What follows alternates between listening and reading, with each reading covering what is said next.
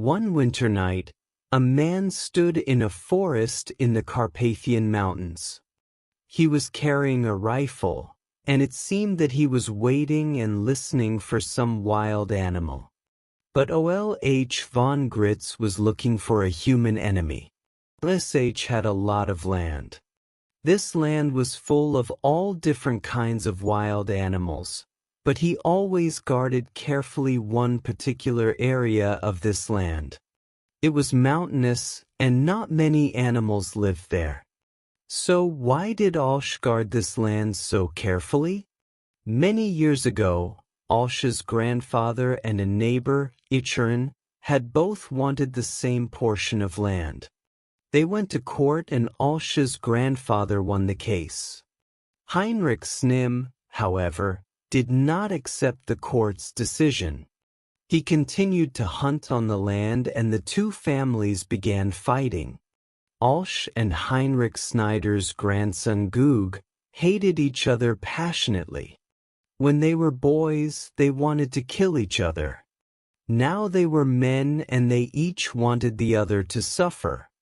That night, O.L.H. and his forest guards were out looking for Gug and his men. It was a stormy night and the wind was strong. O.L.H. saw a deer running from the contested area of land.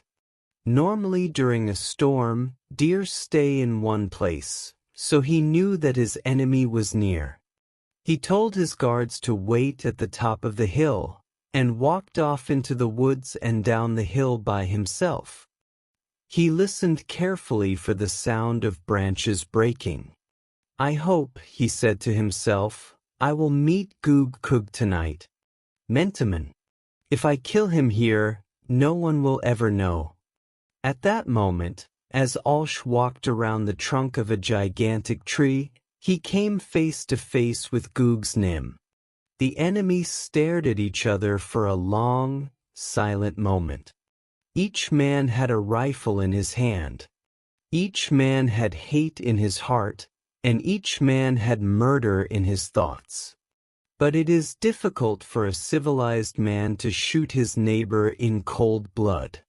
They had to say something.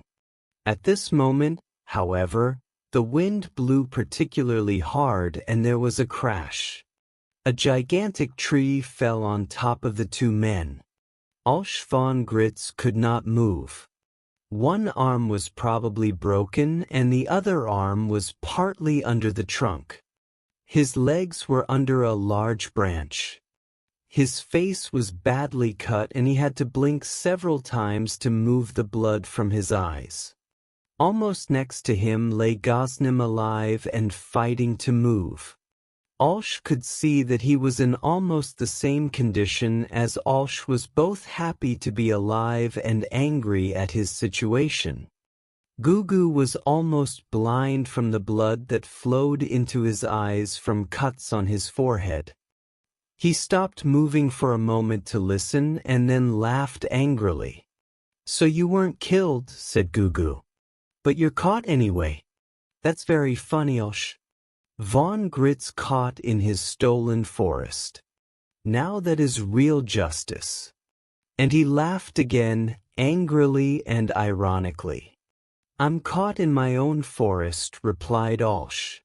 "When my men come to release me, you'll be sorry that you were caught poaching here in my forest." Gugu was silent for a moment. Then he answered quietly, "Are you sure that your men will find you first? I have men too, in the forest tonight.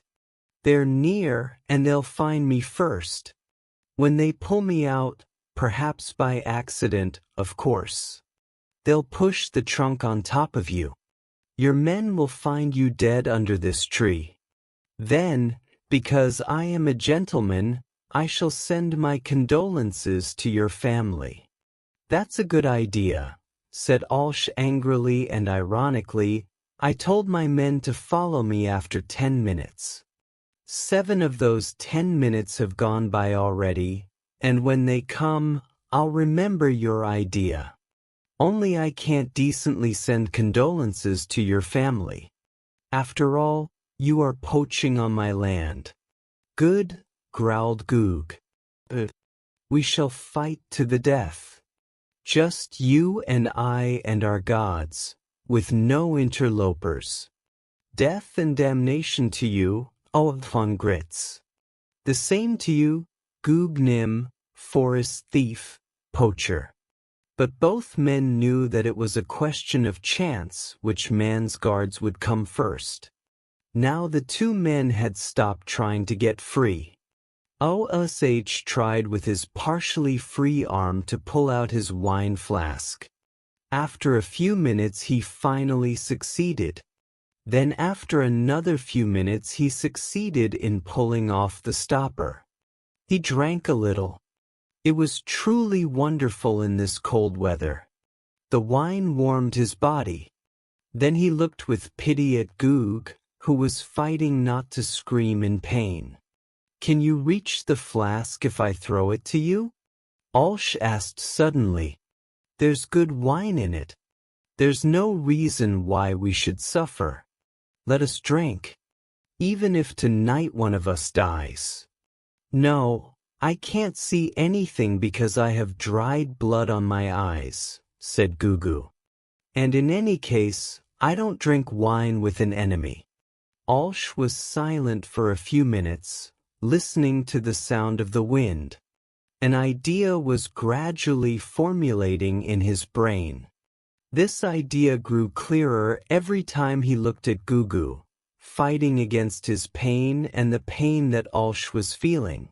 The old hate was beginning to die. Neighbor Olsh said, you can do what you want if your men come first. It was a fair agreement, but I've changed my mind. If my men come first, they will help you first as though you were my guest. We have fought all our lives over this stupid portion of forest tonight, lying here thinking I have come to the conclusion that we have been fools. What is so important about this portion of forest? Neighbor, if you help me end this fight, I'll ask you to be my friend. Gugu Nim was silent for a long time. Olsh began to think that he had fainted because of the pain. Then Gugu spoke slowly. Everyone would be shocked if we rode into town together. Nobody can remember in Snim and Yvonne Grits talking to each other as friends. There will be peace among the forest guards and their families if we end the fight tonight. And if we choose to make peace among our families, there is no one who will interfere. No interlopers from outside. You could come to my house at Christmas and I could come to your castle on other holidays. I would never hunt on your land if you didn't invite me. And you could come and hunt ducks in my marshes. There is nobody around here who can stop us if we want to make peace. I have always thought that I wanted to hate you. But I changed my mind when you offered me your wine flask. Grits, I will be your friend. Then they were both silent. They were thinking about the wonderful changes this new peace would bring in the cold, dark forest with the wind blowing. They waited for the help that would free both of them. And each man wanted his men to come first, so that he could be the first to help his new friend. Then the wind stopped for a moment and Olsh spoke. Let's shout for help, he said. Now that the wind has stopped, they might hear us. It will be difficult in this forest, replied Goog. But let's try. Together the two men shouted together for help. Together again, said Olsh. A few minutes later, applause. Help. I heard something that time, I think, said Olsh. I only heard the wind, said Goog. There was silence again for a few minutes, and then Olsh shouted joyfully, I can see people coming through the forest. Both men shouted again. Help. Over here. Help. Help. They can hear us. They've stopped now. They've seen us. They're running down the hill toward us, cried Olsh. How many are there? asked Goog, who could not see because of the dried blood on his eyes. I can't see distinctly, said OLSH. 9-10. Are they your men? Asked Goog. I only had 7 men with me tonight. They are running quickly. What brave men, said OLSH gladly. Are they your men? Asked Goog. Are they your men?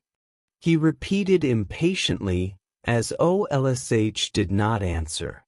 No, said O with a laugh, but it was the idiotic laugh of a man who is very afraid.